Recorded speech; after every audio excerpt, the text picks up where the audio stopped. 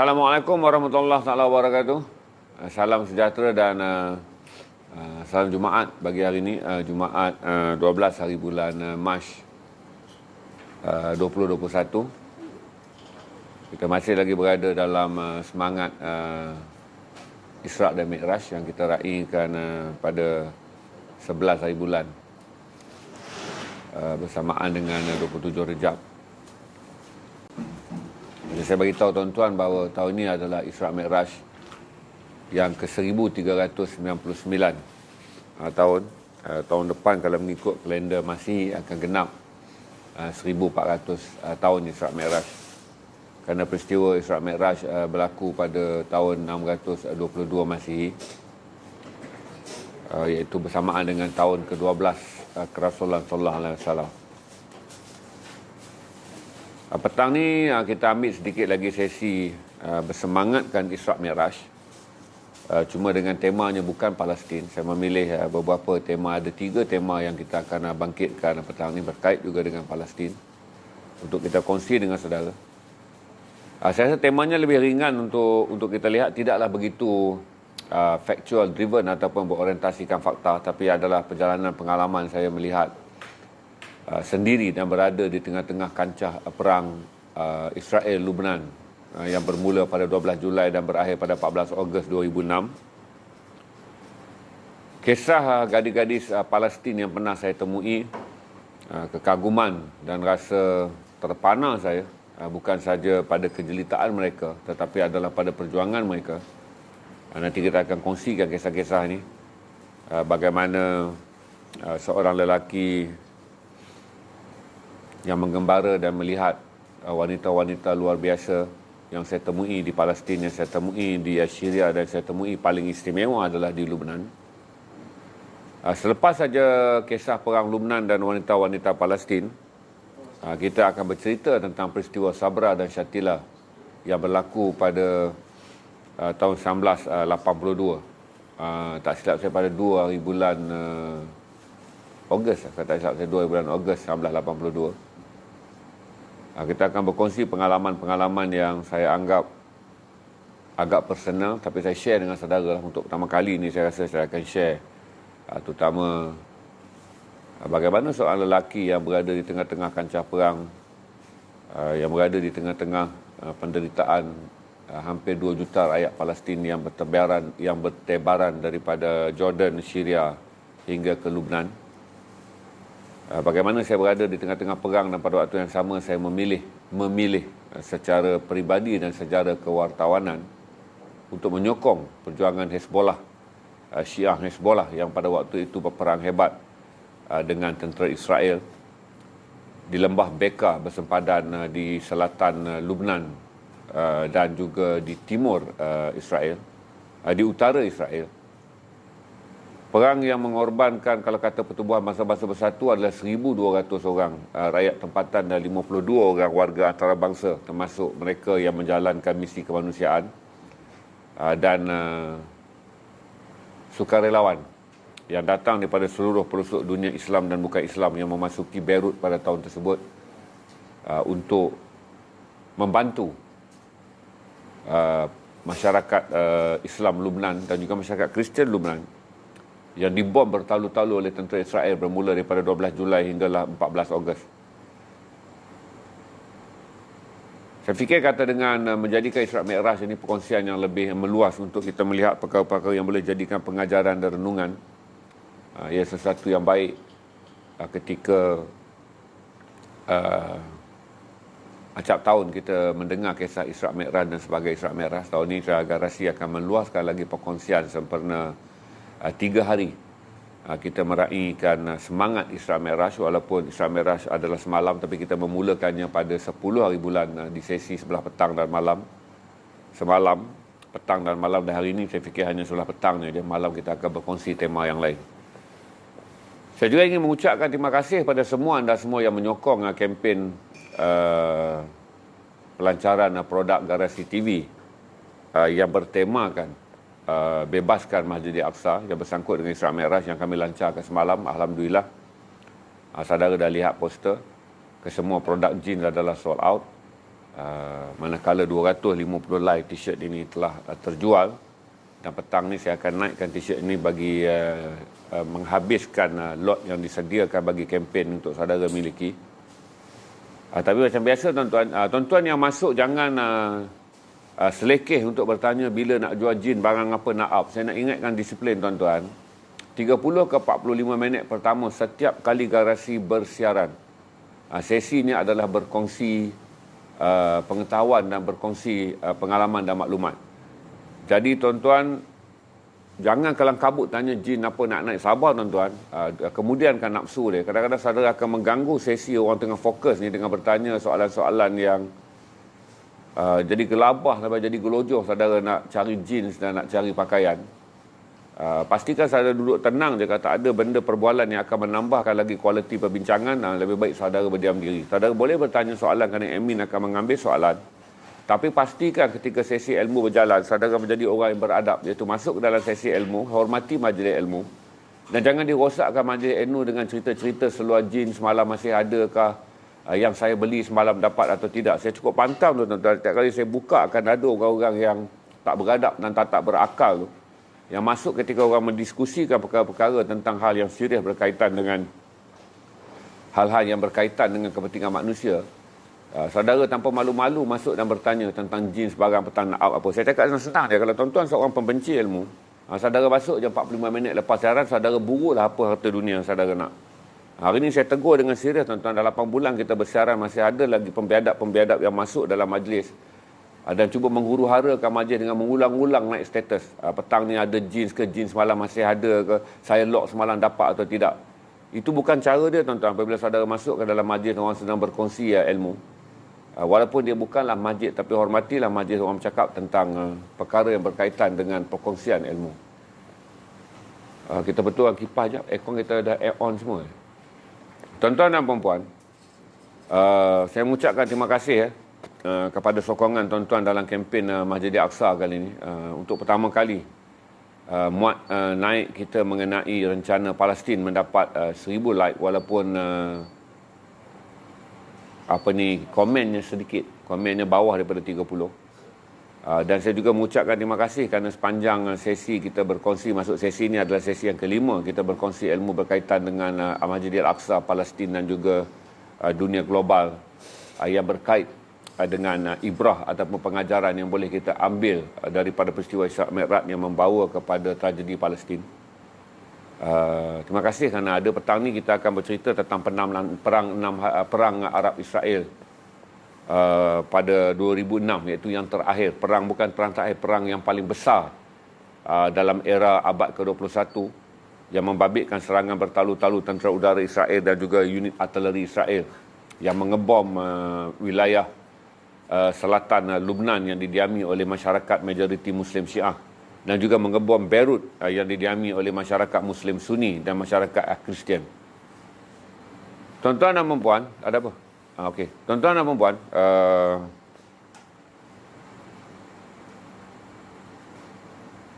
ketika ada satu peristiwa yang tuan-tuan kena faham bagaimana Lubnan menjadi begitu buruk keadaan dia sekarang, iaitu kerana berlakunya perang saudara. Lubnan adalah sebuah negara yang makmur yang pernah diberi gelaran Swiss di Asia Barat ataupun Swiss di Timur. Kerana ekonomi Lubnan menjadi ekonomi yang sangat moden dan menjadi kota pelaburan ekonomi yang besar pada tahun 70-an. Hingga meletuslah perang saudara pada tahun 70-an kerana komposisi penduduk di Lebanon sangat unik. Walaupun dia memiliki lebih 55% orang Islam, tetapi jumlah orang Islam terbelah kepada dua bahagian, iaitu kira-kira 35% orang Sunni dan kira-kira 20 lebih peratus adalah orang Syiah. Orang Sunni tinggal di bahagian Beirut dan ke Tripoli di bahagian daripada Beirut bawa ke Tripoli di bahagian utara, manakala orang Syiah tinggal di Tyre, Sidon dan sampailah ke Bekaa Valley yang menghadap sempadan Israel. Dan pada masa yang sama, sebagai negara yang berada di bawah penguasaan Legion France selepas Perang Dunia Pertama, bila habis saja tamat Perang Dunia Pertama, orang-orang Barat berbagi-bagi kawasan. di mana apabila Empayar Osmaniyah jatuh, British mengambil alih Palestin dan bawa sampai ke Arab Saudi. Manakala orang Perancis mendapat bumi Lubnan, manakala bahagian-bahagian yang lain ditakluk oleh tentera Itali, terutama di bahagian utara Afrika. Apabila berlaku perang saudara, dia memusnahkan Lubnan. Apa yang berlaku dalam perang saudara tersebut adalah peperangan di antara orang Islam dan orang Kristian, yang disebut juga perang di antara Muslim dan Falangis. Kerana pada waktu itu, rujukan yang digunakan kepada masyarakat Kristian di Lubnan adalah Falangis. Manakala rujukan yang digunakan pada orang Islam adalah tentera Muslim. Dalam perang tersebut, saudara, tak ada yang menang, tak ada yang kalah dalam tempoh yang panjang. Tak ada yang menang dan tak ada yang kalah. Kerana orang Islam juga berpecah dua, kerana Muslim Sunni berada di bahagian Beirut bawa ke utara, manakala Muslim Syiah berada di bahagian selatan tanah air bersempadan dengan Israel. Manakala Muslim Kristian Lebanon berada di bahagian tengah bandaraya Beirut. Tuan-tuan dan puan-puan, apabila perang saudara berlaku, telah berlaku satu pembelotan yang tak dapat dilupakan oleh orang Islam. Apabila orang-orang Kristian Lubnan bekerjasama dengan musuh ketat, iaitu Israel. Walaupun Israel pada tahun 67 telah juga turut menyerang Lubnan, dan Lubnan juga memusuhi Israel. Dari konteks Lubnan juga takut kejudan Israel yang mengeluaskan wilayahnya, kerana The Greatest Israel yang dirancang di bawah piagam Zionis 1897, apa yang dipanggil sebagai Israel Raya tu, membabitkan juga Lubnan sebagai wilayah yang akan ditakluk oleh Israel. Jadi apabila Israel mula menakluk semenanjung Sinai di Mesir, menakluk tebing barat, menakluk Bukit Golan di Syria, dan menakluk Bekaa Valley, orang-orang Lubnan juga mula menganggap, sama ada orang Lubnan Muslim atau orang Lubnan Kristian, mula menganggap Israel adalah musuh yang nyata. Tapi bila berlaku perang saudara, tuan-tuan, ketika itu era Sharon, yang mati azab tu, yang mati dengan koma bertahun-tahun sebelum maut tu, dia adalah jeneral perang Israel yang kemudiannya menjadi Perdana Menteri. Waktu itu Ariel Sharon memimpin angkatan perang. Orang-orang Falangis Beirut telah memohon pertolongan tentera Yahudi untuk menghapuskan orang Islam. Ini pembelotan yang pertama, walaupun orang Lebanon adalah saudara sebangsa berbeza agama. Maksudnya di Lebanon, walaupun 55% Muslim dan 45% adalah Kristian, mereka adalah bangsa yang sama, iaitu Lebanese, cuma berbeza agama. Apabila orang-orang berlaku pakatan sulit di antara pemimpin-pemimpin Kristian Lubnan dan juga tentera Zionis, berlaku peristiwa Sabra dan Shatila pada tahun 1982, di mana orang-orang Kristian bergabung dengan tentera Yahudi yang menyusup masuk dan mengepung kemah pelarian terbesar milik orang Palestin. Pada waktu itu apabila berlaku perang saudara, orang-orang Palestin telah memilih untuk berjuang bersama orang Islam. Oleh kerana tentera-tentera Falangis ini dihasut oleh Yahudi dengan mengatakan kamu sedang berperang dengan dua negara, iaitu Palestin musuhku dan juga orang Islam musuh kamu di dalam negara kamu. Maka mereka bergabung dan berlakulah peristiwa Sabra Shatila pada 2 September 1982. Apabila beribu-ribu tentera Israel diberi laluan masuk ke bumi di Tyre, Sabra Shatila ni, dan kemudian bergabung dengan tentera Lubnan, dan mereka mengepung kemah pelarian Palestin yang pada waktu itu mempunyai sekitar 60,000 orang pelarian. Saya dah pergi ke kemah tu, ke Sabra dan juga Shatila tu, dan melihat kuburnya tu. Peristiwa berlaku tahun 1982, saya menziarahinya pada tahun 2005. Apabila tentera Israel mengepung Sabra dan Shatila, di mana itu adalah sokongan pertama yang Israel beri kepada masyarakat Kristian Lubnan, dengan membenarkan mereka membunuh orang Yahudi, dengan membenarkan mereka membunuh orang Islam Palestin yang menjadi pelarian ke Syria, ke Lubnan, dan pada masa yang sama adalah musuh kepada Yahudi, maka itulah terjadi penyembelihan, di mana gabungan tentera Falangis Kristian Lubnan dan juga orang-orang Yahudi mengepung Sabra dan Shatila selama 3 hari dan membunuh 3,500 nyawa orang Islam, daripada kanak-kanak di dalam buaian hinggalah ibu tua. Kalau saudara tengok video yang Mahfuz kongsi dalam pembunuhan besar-besaran Sabra Shatila, gambar hitam putih tu, itulah peristiwa pembunuhan yang sangat luar biasa dan tak akan dapat dilupakan. Itu juga menambah luka yang sangat mendalam dalam perhubungan orang Islam dan orang Kristian di Lebanon. Walaupun sekarang mereka membentuk kerajaan di bawah perlembagaan di mana orang Kristian menjadi presiden, Muslim Sunni menjadi Perdana Menteri, dan Syiah Hezbollah akan diberi jawatan-jawatan penting dalam kerajaan sebagai membentuk kerajaan pakatan bersama. Tetapi luka daripada peristiwa orang-orang Falangis ataupun Kristian Lebanon bekerjasama memberi laluan kepada askar Israel menceroboh masuk ke dalam bumi Lebanon dan kemudian menyembelih orang Islam Palestin adalah sesuatu yang tak dapat dilupakan. Tuan-tuan dan puan-puan, untuk tuan-tuan tahu pada sumpah orang Hezbollah, tuan-tuan jangan bawa pendirian saya ini mengatakan saya seorang mazhab Syiah. Jangan kau spin, dengar dulu ceritanya yang penuh. Orang-orang Hezbollah yang dipimpin oleh Hassan Nasrallah sekarang ni bersumpah bersama dengan komando Palestin dan pejuang Palestin yang lari meninggalkan bumi Palestin tetapi menggerakkan angkatan bersenjatanya daripada bumi Lebanon. Kerana pejuang Palestin yang paling kuat sekali menyerang Israel adalah pejuang Palestin yang lari dan pergi ke Lebanon. Kerana kalau mereka lari pergi ke Syria, kan mereka lari pergi ke Jordan, di Jordan mereka tak dibenarkan mengangkat senjata.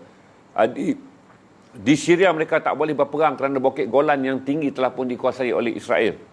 Tetapi di Syria, di Lebanon, tanah pamah di Bekaa Valley memberi ruang. Dan waktu yang sama Hizbollah juga bersumpah bahawa pada satu hari kami akan merdekakan Al-Aqsa untuk saudara kami, iaitu kamu orang Palestin. Jadi orang Palestin yang berada di bahagian Lebanon bergabung dengan pejuang-pejuang Hezbollah dan berjuang menentang tentera Palestin sejak tahun 1967 sampailah ke hari ini. Jadi tuan-tuan, apabila berlaku peristiwa penyembelihan orang Islam yang mengorbankan 3,500 orang tu, dia meninggalkan luka yang dalam kepada kita. Untuk sekali lagi saya katakan pada saudara, saya tidak berniat untuk membangkitkan kebencian orang Islam di Malaysia terhadap orang Kristian. Tolong faham benda ini berdasarkan fakta dan taksiran dalam konteks. Apabila orang-orang Yahudi bertemu pada tahun 1897 di Basel, saya dah cerita pada saudara, Yahudi yang bertemu 266 Yahudi yang berpengaruh ini, 254 adalah Yahudi yang beragama Yahudi, manakala yang lain adalah orang Yahudi yang beragama Kristian. Hubungan Yahudi dan Kristian sebagai bangsa Yahudi telah pun wujud.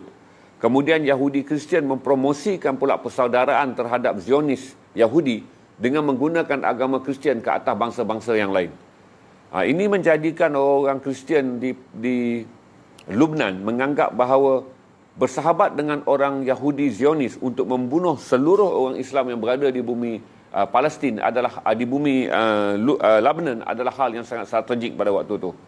Jadi berlaku peristiwa Sabra Shatila, 305,000 orang dibunuh termasuk kanak-kanak di dalam buaian. Kalau mengikut kata mereka, bayi yang kurang daripada usia 40 hari antara yang termuda dan wanita tua yang berusia 70-an dan 80-an antara yang tua, yang dikebumikan dalam satu kubur masa, iaitu kubur yang digali luas dan kemudian ditimbun mereka semua, ditaburkan kapur tanpa kafan dan juga tanpa tanpa kafan dan juga tanpa mandi jenazah. Mereka ditanam dan ditabur kapur dan ditutup. Kalau saudara pergi ke Sabra, ke Shatila dan berjalan lebih kurang dalam 100 meter, jumpalah kubur masa yang besar yang tidak berbatu nisan, yang tidak dinamakan siapa-siapa yang mati, kecuali dinaikkan satu papan tanda mengatakan di sinilah korban pembunuhan beramai-ramai tentera Israel dikebumikan. Saya ingatkan pada saudara bahawa jarang Islam mendapat sahabat dalam mempertahankan agamanya daripada agama yang lain. Tetapi selalu Islam mendapat musuh dari gandingan agama-agama yang lain untuk memusnahkan Islam. Ini tragedi yang saya cerita dekat saudara. Walaupun orang Lebanon itu adalah satu bangsa terpisah agama, iaitu Lebanese Kristian dan Lebanese Muslim, tetapi Lebanese Kristian sanggup bekerjasama dengan bangsa yang lain, iaitu Yahudi Zionis, untuk membunuh masyarakat Islam, terutamanya yang tak berdaya, iaitu pelarian Palestin yang menumpang di bumi Lebanon selepas perang 1967. Jadi diserang Sabra Shatila ni tuan-tuan, seperti mana yang diceritakan oleh Allahyarham Zubair Ali dalam peristiwa Sabra dan Shatila. Lagu peristiwa Sabra dan Shatila berlaku 1982. Pada tahun 1983, anugerah lagu apatah di Malaysia pertama kali dianjurkan. Zubair Ali telah menghantar pencalonan lagunya berjudul Sabra Shatila dan lagu tersebut menang Kerana lagu itu mengangkat tema pembunuhan Sabra Shatila yang Munir ditembak penuh luka, tapi hayatnya masih ada. Saya ingat begitulah lirik dia. Jadi saya cerita pada saudara, peperangan ini akhirnya telah mengeruhkan lagi keadaan, dan akhirnya juga telah menjadi satu asbab kenapa orang-orang Palestin memilih, orang-orang Palestin Sunni memilih untuk lebih mempercayai Muslim Syiah, kerana mereka berjuang bersama-sama dan Muslim Syiah melindungi mereka, berbanding orang-orang Palestin memilih orang-orang Palestin sedikit berjarak, berjurang hubungan silaturahimnya dengan golongan Muslim Sunni di Lebanon. Itu peristiwa pada tahun 1982. Gambar Mahfuz tunjuk banyak tu bagaimana penyembelihan, pembunuh beramai-ramai. Dan Sabra Shatila pun dianggap salah satu pembunuhan massa yang terbesar di dunia sebelum datangnya peristiwa Bosnia Herzegovina. Itu 3,500 orang dibunuh dalam tempoh 24 jam. Dan pemimpin yang memimpin itu adalah Ariel Sharon. Ketika itu dia jeneral perang. Kemudian Ariel Sharon menang pilihan raya. Nak ditakdirkan azabnya, Ariel Sharon ni koma bertahun-tahun ketika hayatnya. Diserang sakit jantung, stroke, dan terduduk di dalam buat hospital bertahun-tahun. Barulah mati. Ramai orang menganggap inilah azab yang dibalas ke atas dia kerana dia telah merancang pembunuhan, termasuk penyembelihan ke atas kanak-kanak. Yang menurut laporan ketika saya sampai, ada bayi semuda belum berusia 40 hari disembelih, hinggalah kepada warga tua, wanita yang berusia 70-an dan 80-an. Itu saya share dengan saudara petang ni untuk melihat satu peristiwa bahawa jarang akan ada agama lain melindungi Islam apabila Islam terancam, tetapi selalunya agama-agama lain yang bukan daripada Islam sanggup bergabung untuk memusnahkan Islam. Ini terlihat dalam sejarah Lubnan yang saya tempuh hari ini. Jangan ungkit saya tak dah cerita tentang Malaysia, saya tak akan cerita tentang apa-apa. Yang saya bercakap adalah fakta yang berlaku di Lubnan pada tahun 1982. Dan saya akan bawa peristiwa ini sampai kepada perang yang terakhir, iaitu Perang Mutahhir yang menyebabkan Israel sekali lagi menyerang Lubnan selepas tahun 1982 adalah pada tahun 2006. Kalau tahun 1982 saya hanya melihat sejarah setelah saya melawat, tetapi pada perang daripada 12 Julai hingga 14 Ogos 2006, saya berada di tengah-tengah peperangan.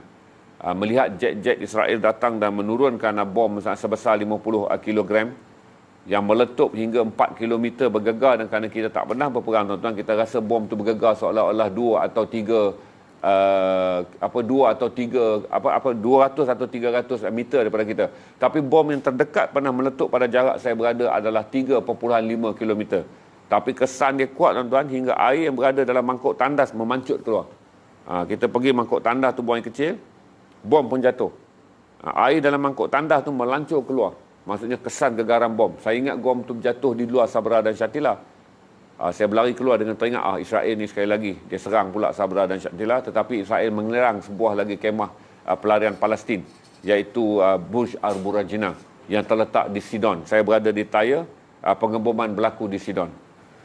Tuan-tuan dan perempuan, kita ada berapa view sekarang? 309. Saya share pula dengan saudara pada hari Jumaat ni, untuk saudara ambil iktibar. Apabila Islam walaupun 55% berada di Lebanon, tetapi Islam ni berpecah 2+1. Dia pecah 2 dan +1.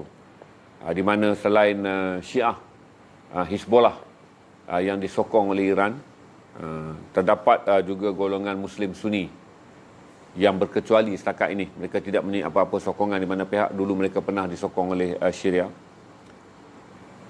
Kemudian kita ada tentera, kita ada masyarakat Kristian, dan satu lagi ada kira-kira 8%, iaitu masyarakat Druz. Druz mengatakan diri mereka Islam, tetapi semua ulama ahli sunnah wal jamaah menganggap Druz terkeluar daripada Islam, kerana perkara yang paling besar yang diamalkan oleh Druz yang bertentangan dengan Islam adalah berkahwin dengan muhrim, iaitu sepupu, kerana Druz adalah puak orang asli, puak bukit. Mereka seperti juga dengan orang mereka sama dengan suku apa tu yang berada di sempadan Turki, yang berada di sempadan Iraq, dan berada di sempadan Turki tu, yang menuntut negeri merdeka. Allah, saya lupa dah saya. Kalau ada siapa-siapa tolong naikkan suku yang berperang untuk membina negara sendiri sekarang ni. Mereka adalah masyarakat Islam yang berada di Kurdish. Sama seperti Kurdish, Druz adalah masyarakat orang bukit di Lubnan. Drus terkeluar daripada Islam kerana daripada dulu mereka mengamalkan bahawa mereka tidak akan membenarkan puak mereka berkahwin dengan orang lain. Jadi bila datang Islam, mereka menerima Islam, pada masa yang sama mereka tidak membenarkan puak mereka berkahwin dengan orang lain. Dan salah satu yang menyebabkan mereka terkeluar daripada Islam yang difatwakan oleh semua ulama ahli sunnah wal jamaah adalah kerana perkahwinan muhrim. Bukan adik dengan beradik, tetapi saudara lelaki dari pengantin lelaki dan perempuan daripada nasab bapa yang dua beradik dibenarkan berkahwin. Ini menjadikan sepupu daripada nasab ayah ibu dan ayah yang dua beradik dibenarkan berkahwin. Ini menyebabkan mereka dianggap terkeluar daripada Islam. Bila saya sampai tuan-tuan, saya boleh cerita dekat tuan-tuan kata, kita tu salah serius sangat petang ni. Saya rasa semalam macam tak nak serius, memang hari ni moodnya mungkin agak letih. Saya cerita pada saudara bila saya berjalan ke Lebanon 3 kali, 2005, 2006 dan 2008. Setiap kali saya terbang ke Asia Barat, walaupun saya tak ada tugasan apa-apa yang bersangkut dengan Lebanon, saya tetap akan merempuh jalan darat daripada Amman ke Damsyik. Daripada Damsyik saya akan menaiki lembah gunung dan turun ke Beirut. Saya akan sentiasa berulang-alik mencari ruang untuk ke Beirut walaupun tak termasuk dalam tugas ya. Kerana saya sentiasa ingin mengunjungi 2 makam. Pertama adalah melawat makam Sabra dan Shatila. Yang kedua adalah melawat makam orang-orang Muslim yang berada di tengah bandar Beirut. Di mana di makam tu saya akan selalu berdiri berdoa selain kepada masyarakat Islam, dan saya akan berdiri terpegun melihat 2 makam orang bukan Islam yang dikebumikan sekali, iaitu makam pejuang Tentera Merah Jepun. Tentera Merah Jepun ni apabila dia diburu oleh masyarakat antarabangsa kerana dianggap pengganas, mereka lari dan meminta perlindungan daripada Yasir Arafat. Yasir Arafat menyusup dan membawa masuk mereka ke Lubnan, dan mereka berjuang bersama orang Palestin untuk menentang tentera Zionis. Jadi di kubur tu ada 2 tentera berbangsa Jepun, iaitu Tentera Merah, Red Army, Tentera Merah Jepun tu, berada di sana. Tuan-tuan dan puan-puan, saya ingat umur saya 37, 38, agak berumur jugalah. Mahfuz akan kongsi. Tuan-tuan jangan salah faham tuan-tuan. Ni mem is watching rasa saya. Hopefully not. Saya cerita pada saudara bahawa satu adalah kelebihan orang Hizbullah. Saya dah pernah cerita pada saudara. Walaupun mereka Syiah, orang ku cakap macam-macam tuan-tuan. Tapi saya ada pengalaman, walaupun saya tak ada pengalaman melihat perbalahan ulama Sunni dan ulama Syiah. Saya tak ada pengalaman tuan-tuan. Saya bukan orang dalam kategori itu. Saya adalah orang biasa yang pernah melawat Iran dan yang pernah berada di garisan penting, garisan tegang, zon perang di Bekaa Valley antara yang dikuasai oleh pejuang Hizbullah Syiah dan juga sedang diserang oleh tentera Yahudi Israel. Orang-orang Syiah memberikan saya perlindungan, memberikan saya perisai nyawa tu. Nyawa maksudnya saya jalan tu. Mereka akan bagi tahu bahawa selalunya orang Israel akan menembak dari arah ini, daripada arah ini, sebab dia tahu kawasan snipers Israel, dan mereka menghantar wakil untuk melindungi saya. Supaya sekiranya peluru tembakan datang, dia kata daripada mana-mana arah pun, yang kena adalah orang yang sedang mengiringi kamu. Jadi dia ajar saya teknik berjalan supaya sekiranya ada snipers, peluru tu akan kena orang dia kalau snipers tu datang daripada sebelah depan, dan akan kena juga pada orang dia sekiranya snipers itu datang daripada sebelah belakang. Itu 2 tempat yang sentiasa saya kena berjalan mengikut rentak berdasarkan kefahaman mereka mengenai struktur senjata dan kedudukan penembak endap Israel. Wanita-wanita Palestin ni tuan-tuan terbahagi kepada 2 darah. Gambar yang Mahfuz tunjuk tu, mereka dipanggil sebagai berdarah Falash. Falash mereka berkulit putih, bermata biru ataupun bermata hijau. Kerana pada 3,000 tahun dulu, ketika Palestin masih dikenal sebagai Empire Byzantine, datanglah orang-orang dari Scandinavian berdagang, kerana mereka merentas saja lautan Mediterranean, mereka sampai di Palestin. Mereka berniaga. Akhirnya berdiam dan berketurunan. Apabila Islam sampai, orang-orang Palestin yang sama inilah memeluk Islam. Dan orang-orang Palestin apabila mereka sampai ke tanah Byzantine, mereka berasimilasi dengan orang Arab. Maka terwujud bangsa Palestin ini pada 2 darah DNA dia. Satu, DNA adalah pendatang-pendatang yang datang daripada keturunan Viking dan Scandinavian yang datang, dan kedua adalah Palestin yang terbentuk akibat asimilasi selama 3,000 tahun. Jadi kalau saudara nampak orang Palestin berkulit putih, wanitanya bermata biru dan bermata hijau, mereka berkulit cerah, mereka adalah Falash, iaitu orang Palestin disebut sebagai bangsa yang asal, Falash. Manakala kalau saudara jumpa yang berkulit hitam manis dan mempunyai mata berwarna coklat dan berhidung mancung, mereka adalah daripada darah orang Arab. Jadi kalau kita pergi Palestin ni tuan-tuan, kita akan nampak dua darah. Yang bermata biru, yang seperti Sophia Lawrence tu, bermata hijau. Mereka adalah orang yang berdarah Falash yang 3,000 tahun dulu datang sebagai pelayar, sama ada Viking ataupun Scandinavian. Manakala yang berdarah seperti orang Arab itu adalah orang Arab. Tetapi kesemua mereka menyebut diri mereka Palestin selepas 3,000 tahun mereka hidup bersama. Dan mereka menyebut diri mereka sekarang adalah Muslim Palestin. Kerana di Palestin saudara harus ingat 80% adalah Islam dan 20% adalah Palestin Kristian. Tuan-tuan dan puan-puan, saya nak cerita perjalanan saya yang menarik tuan-tuan. Kenapa bila kita berjalan dan kita bertemu dengan gadis-gadis Palestin yang cantik, kita tidak akan berani memikat mereka. Malah kita sangat menghormati mereka, malah untuk melihat wajah mereka pun kita merasa malu. Saya cerita pengalaman saya yang Mahfuz tunjuk cantik ni bukan perempuan tu tuan-tuan. Ini adalah seorang doktor Palestin yang berada di garisan perang bertempur dalam Intifada. Gambar dia dirakamkan oleh wartawan Reuters, dikongsi dan viral di seluruh dunia. Satu kerana dia doktor, satu kerana dia cantik, dan satu kerana dia bangkit berjuang dalam Intifada. Tapi saya jumpa dengan seorang gadis Palestin yang bekerja dengan United Nation for Palestine Refugees. Dia lebih kurang pasukan pengendali pelarian Palestin untuk Pertubuhan Bangsa-Bangsa Bersatu, UNWRA, nama pertubuhan ni. Jadi budak ni dia bekerja dengan ni. Datuk dia lari pada perang tahun 1967. Lepas kalah perang, datuknya berjuang bersama dengan tentera Palestin, dan kalah perang datuk dia lari merentas pergunungan Bukit Golan dan datang bersembunyi di Syria, bawa ayah dia. Ayah dia kemudian nak berjuang daripada Syria, tak boleh berjuang, maka ayah dia menyusup masuk ke Lebanon dan menyertai perjuangan gerila Palestin bersama dengan tentera Hizbullah dan berperang.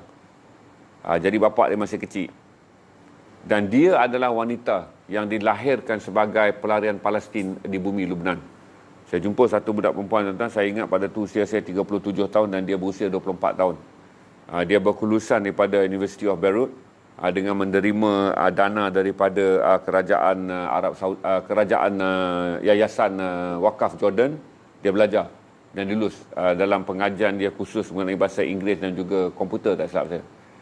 Tuan-tuan, selama saya berjalan ni tuan-tuan, kalau tuan-tuan jumpa orang-orang darah Palestin ni tuan-tuan, dia lah jangan tuan-tuan beri gambaran seperti tuan-tuan melihat wanita-wanita tarian gelek daripada Lebanon. Kerana wanita-wanita tarian gelek daripada Lebanon majoritinya adalah Kristian Lebanese. Walaupun namanya bunyi seperti Islam, tapi tak akan ada yang Islam yang akan menjadi penari gelek yang saudara tengok apa video klip daripada Lebanon yang popular tu.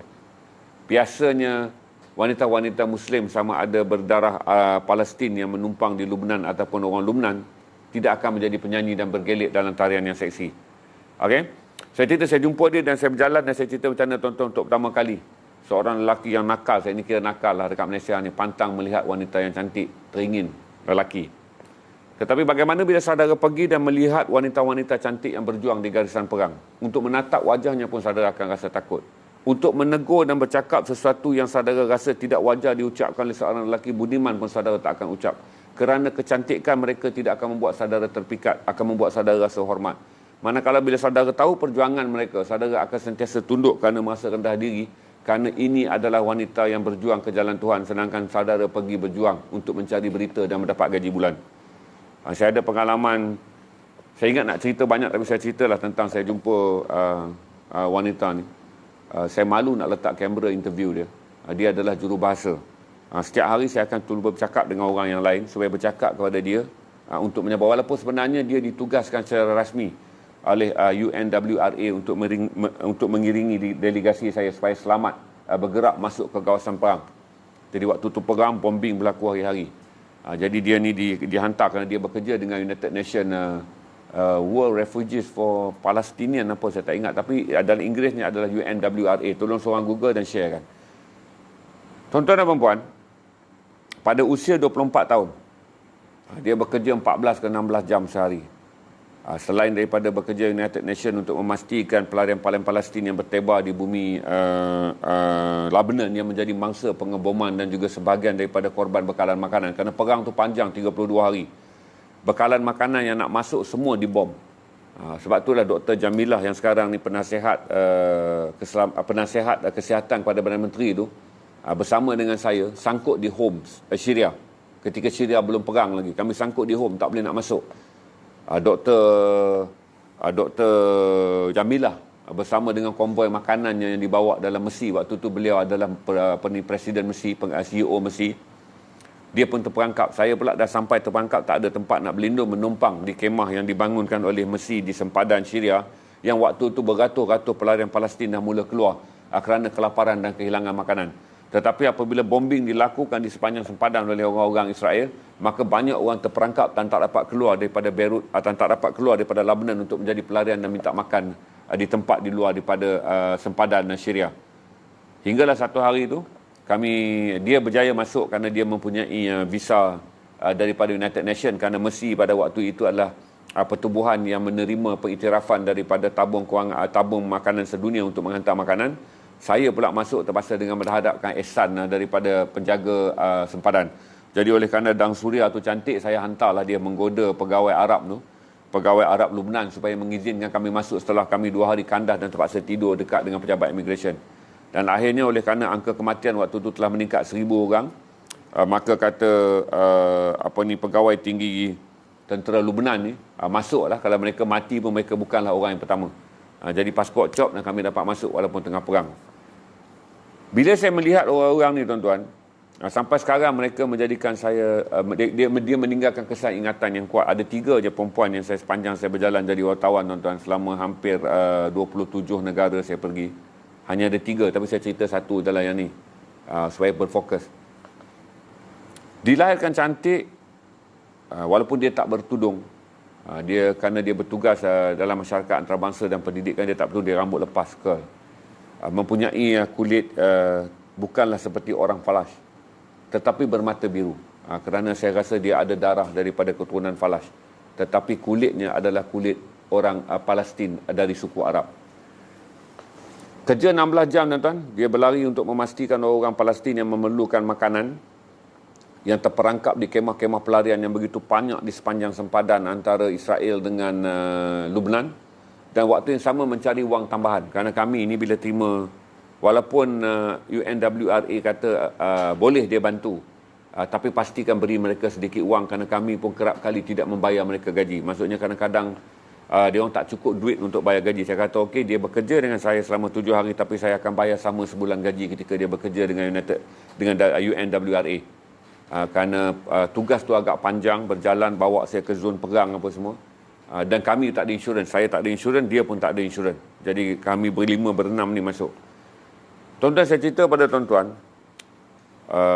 lupakanlah sekejap tuan-tuan nak hukum dia apa pun kerana dia tak bertudung. Tapi saya cerita pada saudara, seorang wanita yang sabar, berusia 24 tahun, yang masuk rumah ke rumah menyelesaikan masalah hinggalah menjual orang tua makan dan membeli gula-gula untuk kanak-kanak. Dan kemudian pula menguruskan segala penggambaran apa semua tuan-tuan. Saya dapat lihat, kata inilah perempuan Palestin yang sangat luar biasa.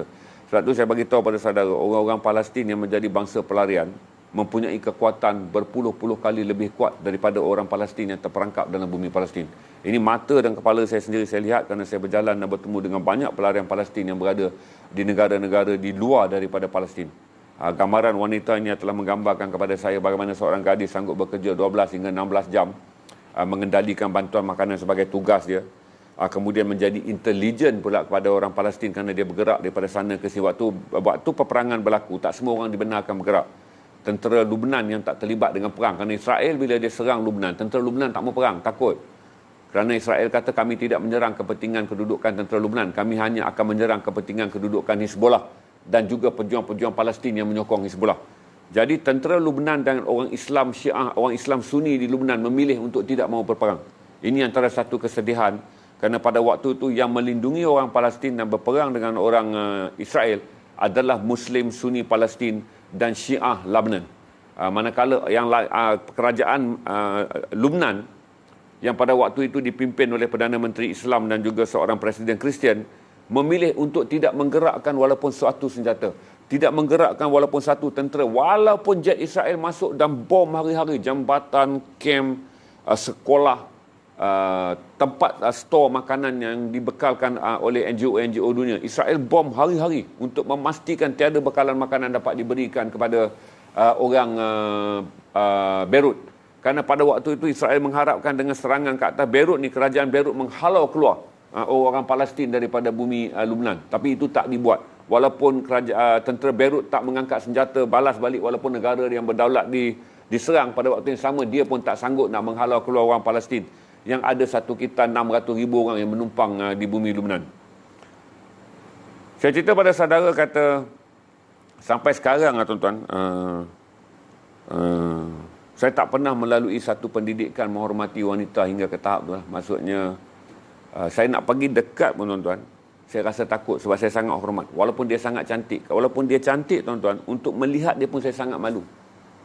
Bukan malu kerana apa? Malu kerana saya sedang melihat seorang wanita yang sangat luar biasa pada usia 24 tahun, melakukan kerja, berjuang.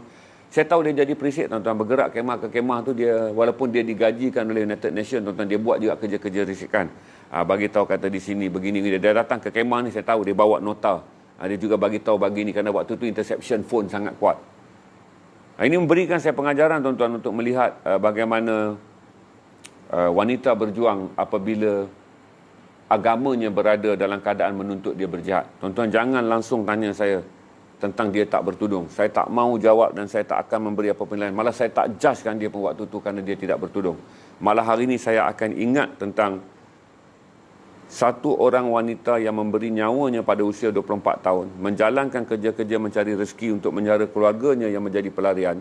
Pada waktu yang sama memberi bantuan kepada saya, seorang Muslim yang menjadi tamu di tempat negeri yang dia menumpang. Saya ni tamu kepada UNWRA, tetapi dia adalah pelarian Palestin yang berada di Lebanon yang dibayar gaji oleh UNWRA sebagai pekerja walaupun statusnya pelarian. Dia bawa saya berjalan, tuan-tuan. Apa yang saya nak cerita sebenarnya adalah lelaki tidak akan berani mengeluarkan walaupun satu patah perkataan. Perkataan cantik ke, perkataan rasmi ke, perkataan tak rasmi ke. Apabila seorang wanita yang dahsyat, kepribadian dia menyebabkan kita hormat.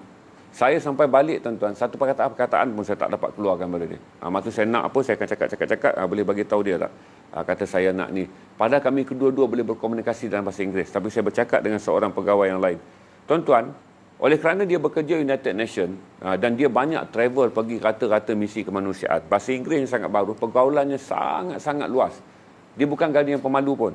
Tetapi oleh kerana dia berada pada satu tahap di mana kita rasa hormat kerana perjuangannya pada agama, perjuangannya menjaga bangsa dia yang menjadi melarat sebagai pelarian, kepribadian dia, fokus dia, kemahuan dia untuk melihat bangsa dia yang ditindas dan menjadi pelarian diberi pembelaan, kecekapan dia bekerja, ketidakketakutan dia kata sekiranya nyawa dia hilang di bom ketika bom jatuh bertubi-tubi di kawasan yang mana kami masuk untuk menghantar maklumat dan juga membuat penggambaran bagaimana orang-orang kem-kem Palestin dan juga perkampungan-perkampungan Syiah Hizbullah dibom bertalu-talu oleh artileri Israel, memberikan saya satu gambaran. Sebab itulah saya pernah menulis satu rencana tentang dia dalam Dewan Sastra pada tahun 2018. 3 wanita yang paling kuhormati selama aku hidup.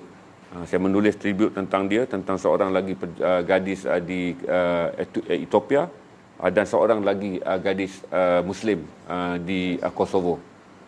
Itu je saya share dengan saudara untuk memberi gambaran, kata pada sampai satu tahap seorang gadis yang cantik, seorang gadis yang bermata biru, berhidung mancung yang saya anggap antara yang tercantik pernah saya jumpa, tetapi tidak akan perkataan yang keluar, bukan kerana terpana ataupun jatuh cinta hingga tak boleh bercakap, tu aku dah kahwin waktu tu, tetapi tak boleh mengungkapkan apa-apa kerana kita berasa sangat hormat, kerana kita rasa bahawa 10 kali lagi kita dilahirkan sebagai lelaki pun kita tidak akan dapat menjadi seperti seorang wanita ini. Itu saya tribute Isra Mi'raj ni, ketika ramai orang menganggap bahawa peranan wanita di dalam Islam adalah minimal. Ketika kita tribute, setiap kali kita tribute tentang Islam, kita tribute hanya kepada lelaki, tuan-tuan. Kalau wanita-wanita luar biasa yang kita tribute adalah kita tribute kepada mereka yang telah pun Nabi sebut ataupun disebut namanya dalam sirah. Tetapi saya menyebut juga wanita-wanita biasa yang masih ada dan hidup pada dunia hari ini, yang mencintai agamanya, seperti Aisyah mencintai Islam, yang mencintai agamanya seperti Fatimah mencintai Islam, walaupun kita bertemu dengan mereka pada waktu itu mereka tidak bertudung. Itu dia meninggalkan banyak impak kepada saya. Hingga sekarang tuan-tuan, saya akan ingat kata Zainal, cuba kau fikir balik, siapakah wanita-wanita yang kau hormati? Mak ayah tu lain lah, itu wajib dalam hukum agama, perlu dihormati. Tapi penghormatan sebagai seorang manusia dan sebagai seorang profesional, gadis Palestin yang antara satu daripada 3 wanita yang saya anggap, saya bersyukur pada Allah. Allah telah menemukan saya dengan wanita-wanita yang memberikan saya pendidikan untuk menjadi seorang lelaki, walaupun tidaklah budiman tuan-tuan. Tetapi menghalang saya daripada mengeluar satu perkataan, menakutkan saya untuk melihat mata dia yang berwarna biru kehijau-hijauan tu, walaupun saya sangat teringin untuk melihat kerana itu adalah satu kecantikan. Tidak memberanikan saya berada dekat dengan dia, walaupun pada satu jarak saya boleh menghidu bau parfum yang dia pakai. Takut tuan-tuan. Itu saya kata satu kali, apabila telah Allah letak seorang wanita itu di tempat yang tinggi, sejahat-jahat surut-turut lelaki macam aku ni pun tuan-tuan akan tunduk dengan penuh rasa hormat. Itu tribute saya kepada wanita hari ini, dalam sesi untuk berkongsi rasa hormat kepada wanita sempena peristiwa Isra' dan Mi'raj, kerana sesi petang ni adalah sesi yang terakhir. Malam ni kita akan balik pada konten isu semasa yang biasa. Itu saya share dengan saudara.